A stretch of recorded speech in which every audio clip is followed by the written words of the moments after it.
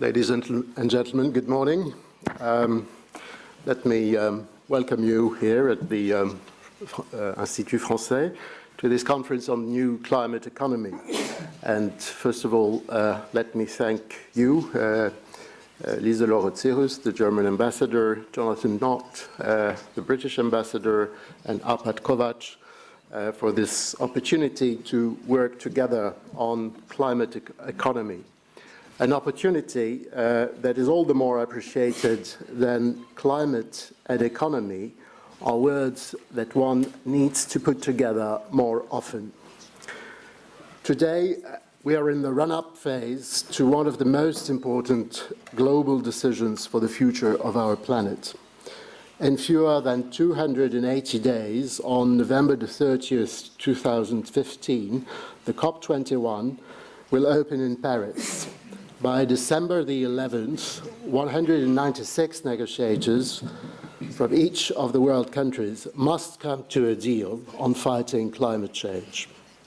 Failure to conclude such a deal would indeed have very severe consequences.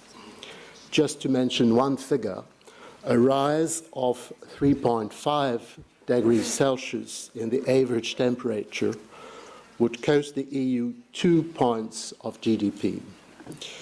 This is why it is urgent to take action, decisive, ambitious action. The deal to be agreed in Paris must therefore also be that, decisive and ambitious. It must take the shape of a universal agreement in which all of the world's countries, regardless of their status in terms of wealth, must agree to curb their greenhouse gas emissions in order to limit to a maximum 2 degrees the increase of global average temperatures. It must take the shape of a legally binding, albeit differentiated agreement, with the means to ensure that the promises each of the world countries make at the negotiating table are actually followed through in the months and years to come.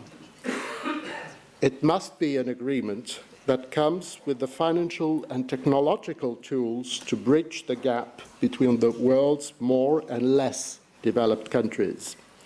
With a projected endowment of $100 billion per year till 2020, the Green Climate Fund has already been set up to the effect of helping the most vulnerable countries to adapt to climate change and mitigate its already occurring effects. And finally, it must be an agreement that goes beyond states. As we've just heard, the fight against climate change is everybody's job. Beyond states to non-state actors, towns, financial institutions, and industrial players, they all have to come up with their own actions to join the common cause. This is what we call in French l'agenda des solutions, a catalogue of solutions, if you like. With just under 280 days to go, progress to date can be described as positive enough. In Geneva, 2 weeks ago, negotiators agreed the draft text that will serve as the official basis for the negotiations at the Paris Climate Summit. This is a major step forward. We have learned from the failure of Copenhagen that an agreement is unlikely to be found by last-minute political haggling. We are encouraged by the results of Lima and Geneva because they reflect a better awareness of the issue, a higher understanding of the stakes, and an increasing willingness to come to an agreement. The recent joint statement between the US and China also points towards the same direction. Still, of course, much remains to be done in the coming weeks.